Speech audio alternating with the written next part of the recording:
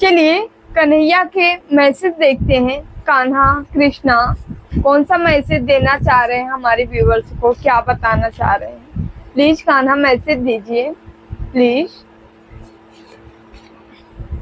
सम्मानित व्यक्ति के लिए अपमान मृत्यु से बढ़कर है।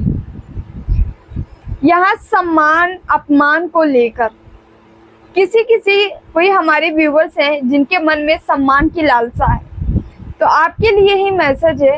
कहा जा रहा है आपको सम्मान की लालसा त्यागना पड़ेगा।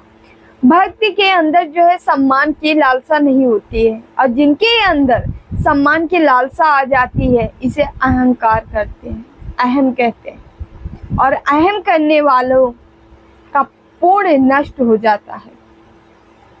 आप देखे होंगे अभी सोशल मीडिया बहुत तगड़ी खबर निकल रही है कि कुछ संतों में बहस छिड़ गई है। वो कह रहे हैं ज्ञानी है तो हम ही महान हैं। तो ऐसा कन्हैया कह रहे हैं, हम नहीं कह रहे हैं। ऐसे भगवान कह रहे हैं कि किसी की भी अगर लालसा है सम्मान पाने की तो अहम है। तो जो ज्ञान से भक्ति नहीं मिल सकती है, ज्ञान से भक्ति नहीं मिल सकती है। जो भक्त के पास हो सकता है वो ज्ञानी के पास नहीं हो सकता है। पराभक्ति महान है, अपरंपार है। भक्त जो होता है सब कुछ ईश्वर पे सौंप देता है। ईश्वर को सब कुछ अपना देकर त्याग कर ईश्वर में रमता है।